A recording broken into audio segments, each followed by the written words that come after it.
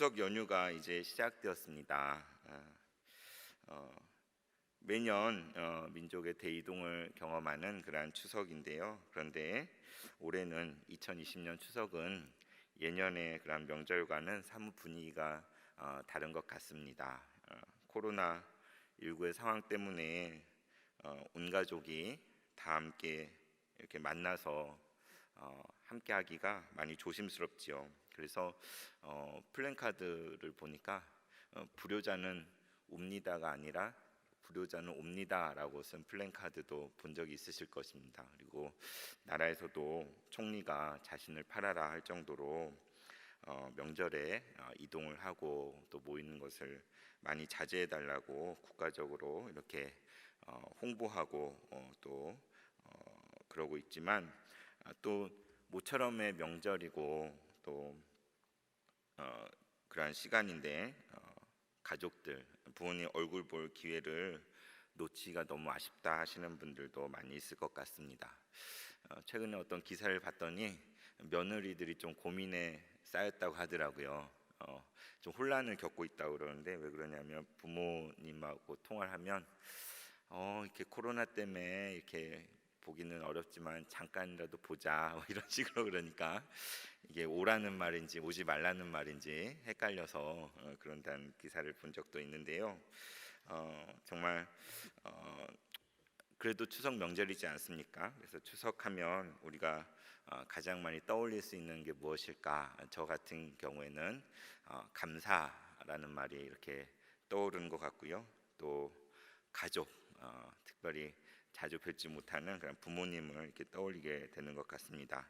오늘 우리가 함께 나눌 시편 128편은 그렇게 가족을 떠올릴 때 또 감사에 대해서 그 다음에 그 축복에 대해서 우리가 생각해 보게 해주는 그러한 시인 것 같습니다. 그래서 오늘 제목을 복된 가정의 감사라는 제목으로 이 시편을 여러분과 함께 나누기를 원합니다. 시편 128편은 표제에 있는 것처럼 성전에 올라가는 노래라고 되어 있지요. 성전에 올라가는 노래.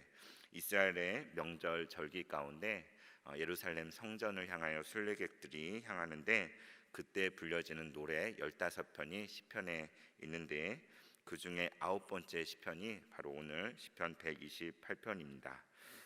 그래서 유진 피터스는 여러분도 읽어본 분도 계실 텐데요. 한길 가는 순례자라는 책을 썼는데요. 거기에서 이 성전에 올라가는 노래 15편에 대한 자기의 나름의 그런 묵상을 이렇게 쓴 책이 바로 한길 가는 순례자라는 책이지요. 그래서 그 책에 보면 그 성전에 올라가는 노래 15편에 대해서 각각의 제목을 유진 피터슨이 붙였는데 오늘 128편에는 어떤 제목을 붙였을까요? 무슨 제목을 붙였냐면 바로 행복이라는 단어를 이렇게 제목으로 붙였습니다. 실제로 이 시편 128편을 보면 복되다, 복이 있다라는 표현이 4번이나 또 형통하다까지 하면 5번이나 나오는 것을 우리가 볼 수가 있는데요. 그래서 오늘 시편 128편을 통해서 이 추석에 코로나로 심신이 지치고 또 많이 힘겨운 시절을 겪고 있는데 다시 한번 주님 말씀 가운데서 위로를 얻으며 복된 가정의 감사를 회복하는 그런 시간이 될 수 있기를 바랍니다. 먼저 1절을 한번 읽어보겠습니다. 128편 1절 제가 읽어드리겠습니다. 여호와를 경외하며 그의 길을 걷는 자마다 복이 있도다. 네, 여호와를 경외하며 그의 길을 걷는 자마다 복이 있다고 이 노래는 시작을 합니다. 실제 히브리어 성경에는 복되다라고 이렇게 시작합니다. 복되다. 아쉬레 콜 예레 예흐와. 아쉬레 콜 예레 예흐와. 그러니까 아쉬레라는 말이 복되다라는 말이거든요. 그래서 시편 그 1편에도 보면은 복 있는 사람은 이렇게 시작하지 않습니까? 그때 아쉬레 하이시 이렇게 시작합니다. 복되도다 그 사람. 그러니까 우리 한글 성경에서는 이러이러이러한 사람이 복이 있도다 이렇게 쓰여져 있잖아요. 그런데 실제 그 언어를 보면 복되도다 하고 이렇게 어떤 사람이 이렇게 어순이 그렇게 됩니다. 그래서 시적으로도 만약에 더 시처럼 하려면 복되도다 주의 여호와를 경외하는 자, 그의 길을 걷는 자, 이렇게 해도 참 멋있을 것 같다는 생각이 듭니다.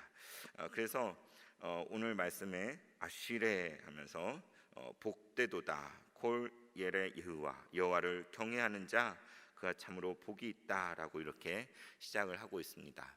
아까 말한 대로 시편 1편이 아쉬레 하이시 복되도다 그 사람 이렇게 시작하잖아요. 그리고 시편 150편 마지막에는 할렐루야 여호와를 찬양하라 이렇게 끝나지 않습니까? 그래서 시편 150편에 150개의 시편이 있지만 그 시작과 끝을 연결해 보면 복된 그 사람은 여호와를 찬양한다라고 이렇게 요약을 할 수도 있겠죠. 그러니까 하나님의 복을 누리는 그 사람이 하나님을 찬양하는 존재로서 이렇게 마무리되어지는 그렇게 전체를 볼 수도 있겠는데, 그래서 여기에서 이제 처음부터 복이 있도다 아쉬레라는 단어를 쓰는데요.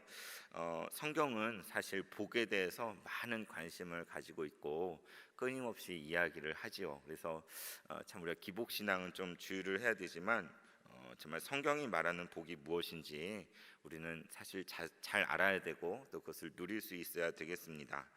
실제로 우리가 예수님을 생각할 때에도 복음이라고 하지 않습니까? 굿뉴스라고 할 때도 복된 소식, 거기도 복이라는 말이 들어가잖아요. 그래서 이 복되다라는 게 얼마나 중요한지 모릅니다. 성경에 히브리어에는 복에 대해서 두 가지 단어를 사용을 하고 있습니다. 아쉬르라는 단어와 또 바라크라는 단어를 사용하는데요. 오늘 이 시편에는 1절과 2절은 아쉬르라는 단어를 썼고 그 뒤에 나오는 복을 이야기할 때는 바라크라는 단어를 썼습니다. 그래서 아쉬르와 바라크 이 뭐가 다를까? 참 비슷해 보이기도 하고 같이 복으로 번역이 됐는데 쉽게 이해를 하면 그렇습니다. 아쉬르라는 단어는 상태적인 것, 복스러운 상태, 아주 복이 흘러넘치는 그런 온전함의 모습. 이렇게 히브리의 토브라는 단어를 좋다라고 할 때 토브라는 단어를 쓰는데요. 너무나 좋은, 너무나 행복한, 너무나 기쁨, 충만함, 그런 은혜 가운데 가득 잠겨져 있는 그러한 복이 있는 상태. 사실은 하나님의 임재 가운데 거하는 그런 삶에 해당되는 게 이 아쉬르의 복에 해당되는 것이겠죠.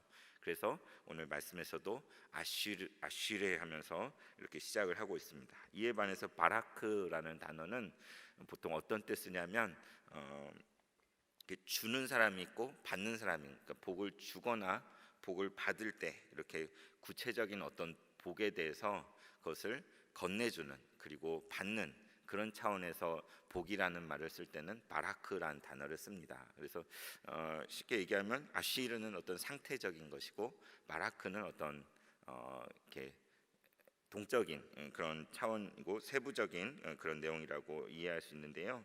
그래서 성경이 제시하고 우리에게 가르쳐 주는 것은 우리의 삶이라는 것이, 이 땅을 살아가는 삶이라는 것이 다른 것이 아니라 이 아쉬르의 복, 정말 하나님이 주시는 그 복을 누리고 그것을 지향하고 그것을 위한 삶을 살아가라라고 우리에게 가르쳐 주고 있습니다. 그래서 우리도 서로에게 이 추석 명절에 가족들과 만났을 때 아쉬레라고 말할 수 있어야 되겠죠. 참 복되십니다, 복이 있기를 바랍니다라고 우리도 서로에 구해야 될 것입니다. 그런데 성경은 과연 누가 복이 있는 사람이라고 말하고 있습니까? 이미 읽은 대로 1절에 보면 콜 예레 여호와, 바로 여호와를 경외하는 자마다 복이 있고 또 그의 길을 걷는 자마다 복이 있다라고 이야기를 합니다.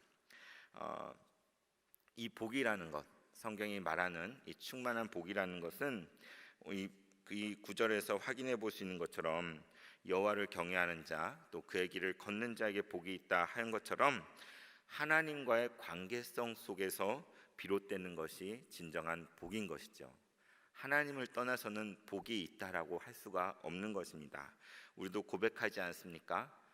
주님께서 복의 근원이라고, 만복의 근원이 되시는 하나님이라고 우리도 고백하고 있습니다. 복의 근원 강림하사, 우리 찬송하지 않습니까? 그런 것처럼 진정한 복은 하나님과의 관계성 속에서 올바른 관계 맺음을 가지고 있을 때에, 그때에 진짜 복을 누리는 삶이 되어지는 것이죠.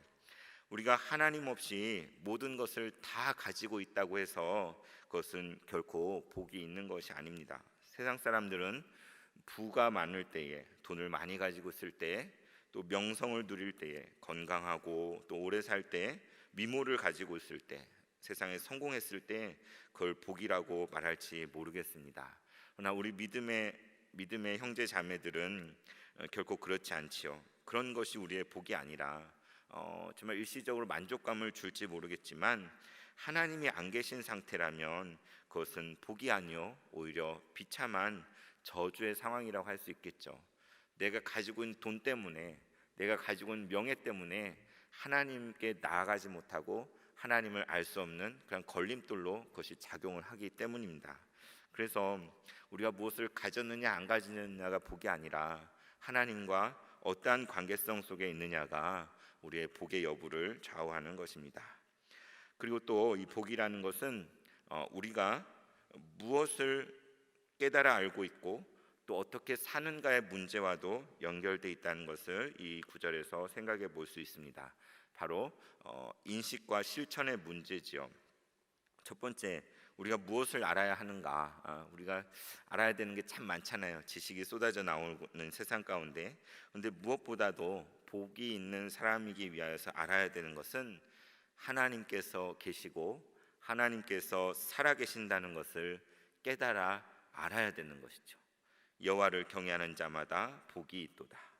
그렇습니다. 내 삶이 그냥 어쩌자다 된 것이 아니라 하나님께서 정말 허락해 주신 삶이요, 우리의 인생 전체가 하나님의 선물인 것을 깨닫는 그 사람, 그것을 인식하는 사람, 그랬을 때에 여호와를 경외하게 되는 것 아니겠습니까? 하나님을 제대로 알고 더 알기 원하고 삶 속에서 그분을 인정하는 것, 그 사람이야말로 진정 복이 있는 사람이라고 오늘 성경에서는 말하고 있습니다. 무엇을 알아야 하느냐? 하나님을 알아야 되는 것이죠. 두 번째, 어떻게 살아야 하는가? 오늘 9절에 있는 것처럼 그의 길을 걷는 자마다 복이 있도다. 그렇습니다. 우리 예전 개역 한글판에는 그의 도를 행하는 자마다 복이 있도다 이렇게 번역이 되어 있었는데요. 우리의 삶을 통하여서 하나님을 알고 그 하나님께서 나의 삶 가운데 예비하신 그 뜻을 구하고 그것을 깨닫고 그것을 위해서 주님께서 인정하시는 그 길을 걸어가는 사람, 그 도를 행하는 사람이야말로 진정 복이 있는 사람, 자신의 삶의 가치가 무엇인지, 무엇을 위해 살아야 되는지 아는 사람이라고 성경은 이야기합니다. 우리는 다 각자 자기의 길을 계획합니다. 내 뜻이 있고 내 계획이 있고 내 생각이 있고 내 길이 있는 것이죠. 그러나 우리 믿는 사람들은 내 뜻이 주님의 뜻으로 바뀌어지고 나의 계획이 주님의 계획 가운데 순복하고 내 생각을 주님의 목적하심 가운데 내어드리게 될 때에 그 속에서 하나님의 임재와 하나님의 역사하심을 경험하게 되고 진정 하나님이 허락하신 그 복을 충만하게 누리는 사람이 되는 것입니다.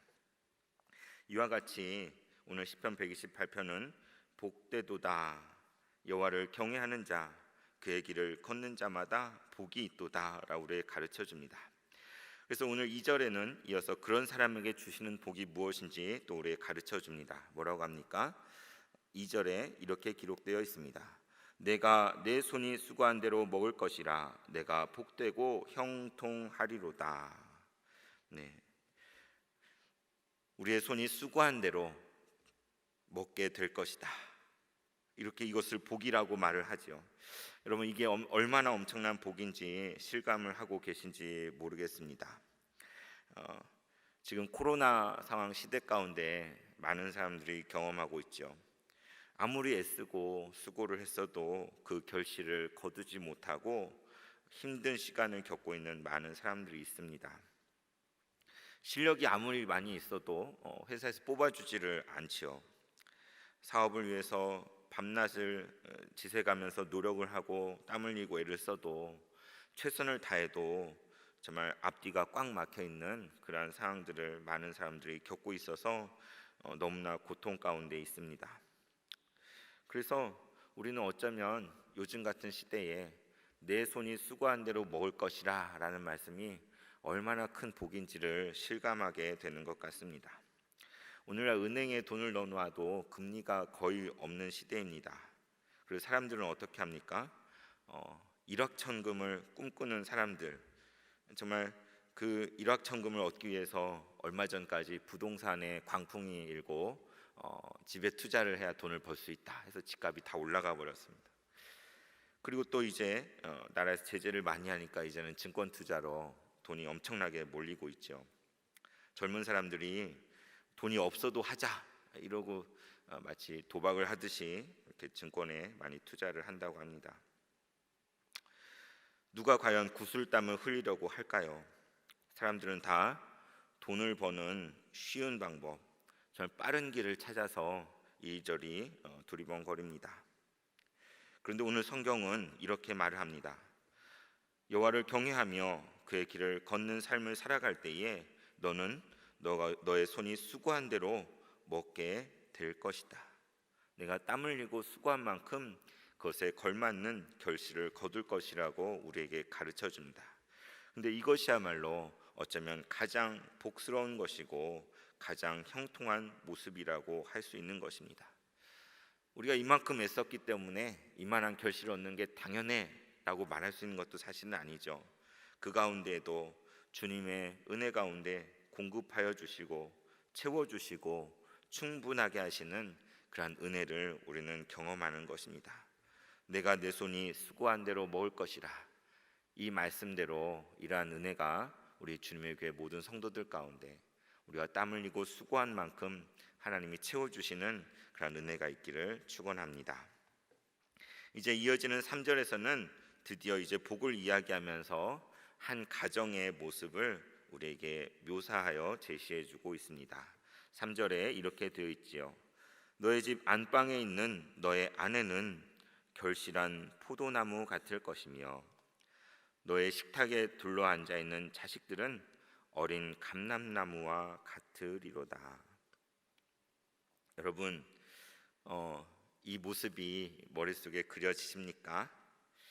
이 모습이 어떤 모습인지 좀 느낌이 오십니까? 어쩌면 저는 이 모습을 매일매일 집에서 경험하고 있습니다. 아침 저녁으로 식탁의 자리에서 일하는 것을 경험하게 되는데요. 뭐 아시는 분은 아시겠지만 자녀가 셋이 있어서 초등학교에 다니는 딸, 아들 이렇게, 그리고 저희 아내와 5 식구가 한 가정을 이루고 있는데요. 아침에도 식탁에 한 자리에 이렇게 같이 앉고 또 저녁 때도 한 자리에 앉아서 밥을 먹으면서 밥 먹을 때마다 어떤 모습으로 먹을지 상상이 가시나요? 이렇게 목사의 가정이라서 이렇게 경건하고 엄숙하고 이렇게 단정하게 식사를 하겠구나 생각하시는 분은 안 계시겠죠. 저희 식탁은 날마다 시끌벅적합니다. 서로 자기 이야기를 하느라고 이렇게 정신이 없고 밥을 못 먹을 지경으로 큰 소리도 나고 밥 좀 먹어라 이렇게 하기도 하고 그렇습니다. 어떤 대화가 오갈까요? 바로 오늘도 있었던 일인데요. 어떤 먹는 것들이 여러 개가 가질 수가 있잖아요. 그런데 2개만 먹어, 3개씩 먹어. 그래서 아빠 하나만 더 먹어, 막 이런 식으로 개수를 세가면서 이렇게 그것을 먹습니다. 그래서 제 아내가 아빠한테까지 그러면 안 돼라고 이렇게 말하기도 하는데 참 수준이 너무 낮은 것 같아서 너무 죄송한데요. 그래서 같이 둘러앉아 이렇게 밥을 먹는데 근데 지난 월요일에 이제 최근에 그 코로나 때문에 저희 아이들이 학교를 못 가고 거의 집에 있었거든요. 많은 분들의 가정에 자녀들이 학교 생활에 많은 지장이 있고 집에 있는 시간이 많았을 텐데, 근데 최근에 조금 더 풀어주어서 일주일에 이틀씩 학교를 이렇게 가게 되었습니다. 그런데 공교롭게도 첫째와 셋째는 월요일 날 화요일에 학교를 가고 둘째는 목요일 금요일에 가게 돼서 제가 월요일 날 쉬다 보니까 이렇게 둘째만 집에 있잖아요. 그래서 엄마 아빠랑 이렇게 둘째랑 같이 데이트하는 시간을 아이들 학교 끝나기 전까지 이렇게 잠깐 밖에 나가서 혼자만 데리고나 산책도 좀 하고 또 맛있는 것도 이렇게 사서 먹고 이런 시간을 이번 주 지난주 이렇게 가졌는데요. 그래서 우리 둘째 데리고 이렇게 밥을 먹다가 제가 이렇게 물어봤어요. 가영아, 이렇게 너도 이렇게 혼자였으면 좋겠지. 그러니까 혼자면은 이렇게 모든 관심과 사랑은 혼자 다 독차지할 수 있잖아요. 혼자였으면 좋겠는 때가 있지 않아? 이렇게 물어봤더니 저희 아이가 한치도 주저함 없이 아니라고, 언니랑 동생이 있는 것이 더 좋다고 이렇게 대답을 하더라고요. 그래서 아이는 있는 그대로 말했을 거라고 생각이 되지만 참 감사한 마음이 들었습니다. 이렇게 하나에게 쏟아부어 줘도 모자란 것을 셋한테 나누어서 주고 있는데, 그럼에도 맨날 싸우고 그러면서도 언니랑 동생이 있는 것이 훨씬 좋다고 이렇게 말을 하더라고요. 그래서 복작복작하고 하지만 정말 식탁 자리에 앉아서 같이 모여서 식사를 할 때마다 부자가 된 것 같고 정말 하나님께 감사할 수밖에 없는 것 같습니다. 오늘 성경에서는 이렇게 내 안방에 있는 아내는 결실한 포도나무와 같으며 너의 식탁에 둘러앉은 자식들은 어린 감람나무와 같을 것이라 라고 말씀하면서 정말 여호와를 경외하는 자의 복이 바로 이와 같을 것이라고 이야기합니다. 그러면 4절에 여호와를 경외하는 자는 이같이 복을 얻으리로다 라고 다시 말을 하지요. 우리 성경에는 없지만 원본에는 힌내라는 단어로 시작합니다. 무슨 말이냐면 보라, behold, 보십시오라는 거죠. 이것 좀 보십시오. 여호와를 경외하는 자는 정말 이같이 복을 얻을 것입니다. 아까 1절에서 여호와를 경외하며 그의 길을 걷는 자는 복이 있다고 말했잖아요. 4절에 또 보십시오. 여호와를 경외하는 자는 이같이 복을 얻을 것입니다. 그래서 1절과 4절이 같은 말을 하고 있지만 처음에 이러한 사람이 복이 있다 하고 이제 내 손이 경외하는 자 내 손이 수고한 대로 먹을 것이고 그다음 가정의 그러한 풍성한 은혜와 감사를 이야기하면서 이것 좀 보라고 정말 여호와를 경외하는 자에게는 이런 복이 있다고 다시 이야기를 함으로써 1절과 4절이 쌍을 이루어서 2절과 3절의 내용을 감싸고 있는 그러한 구조라고 할 수가 있습니다. 시적으로. 그래서 우리 마음속에 이런 생각이 드는 거죠. 정말 그렇구나.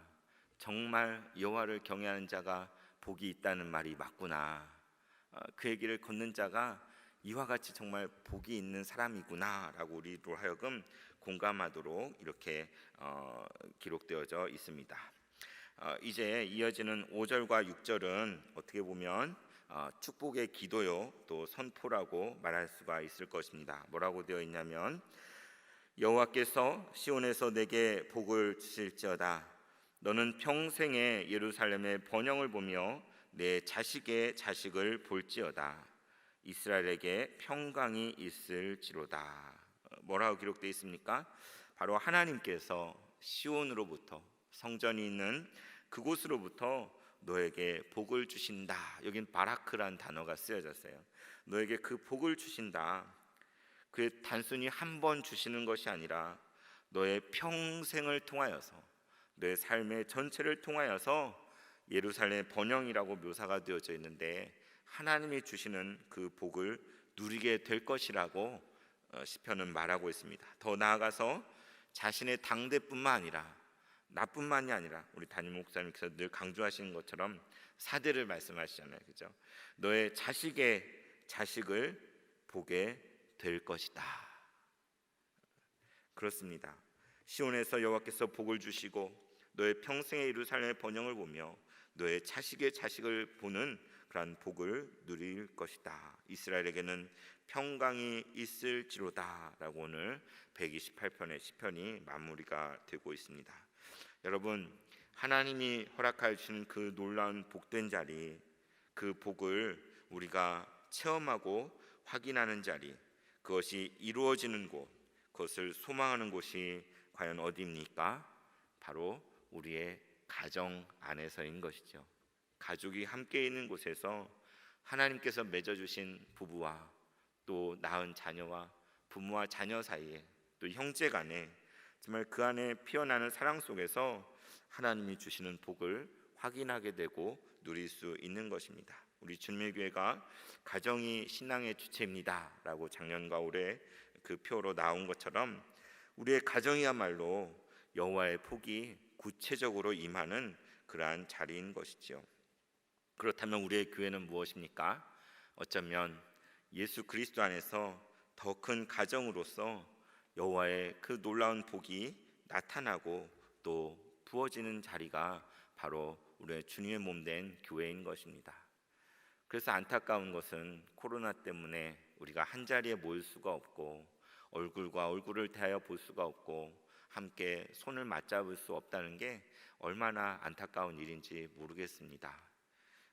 정말 하루속히 이 코로나의 상황들이 진정되어지고 또 백신이 개발되어지고 다시 주님의 교회 온 성도들이 주님의 교회 정말 성전 안에 예배 드리는 자리에 함께 나와서 하나님을 찬양하고 예배하고 함께 정말 주님 말씀을 듣고 또 교제하며 떡을 뗄 수 있는 그러한 날이 오기를 정말 소망해 봅니다. 이 추석이라는 명절 가운데 정말 우리가 하나님이 허락해 주신 귀한 가족, 부모님을 더 생각할 수 있는 시간이 되었으면 좋겠고 또 더 큰 가족으로서 주님의 몸 된 이 교회를 마음에 품는 시간이었으면 좋겠습니다. 우리 상황과 여건이 많이 불리하고 힘듦에도 불구하고 이 절기 가운데 우리 안에 감사가 넘쳤으면 좋겠고 서로를 향하여 복을 비는 그런 마음들이 가득했으면 좋겠습니다. 이 추석 연휴를 그냥 흘려보내지 마시고 하나님이 주시는 이 복을 함께 나누고 또 다른 사람에게 흘려보내는 그러한 시간이 되었으면 좋겠습니다. 하나님을 진정으로 경외함 가운데 부모에게 효도할 수 있고 또 서로에게 감사가 넘치는 그러한 시간이 되기를 축원합니다. 마지막으로 아까 불렀던 노래 우리는 한 가족, We are the family of God인데 다시 한번 부르고 마치겠습니다. 우리는 한 가족, 예수 안에 한 가족. 주님 우리를 하나로 만드사 너 빛되라 하시네.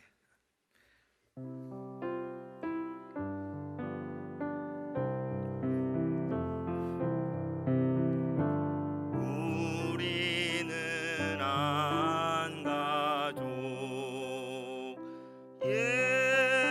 예수 안에 한 가족. 주님 우리를 하나로 만드사 너 빛되라 하시네. 기도하겠습니다. 하나님 아버지, 추석 명절을 맞이하여 우리 주님의 교회 모든 가족들이 주님의 평안과 은혜를 누리기를 소원합니다. 오늘 주신 말씀과 같이 우리 삶 가운데 주님을 온전히 모시고 경외하며 하나님의 인정하시는 그 길을 걸어가는 우리 모두가 되게 하여 주시고 우리가 수고하고 땀 흘린 대로 갚아주시고 채워주시는 하나님의 복을 누리는 각 가정들이 되게 하여 주시옵소서.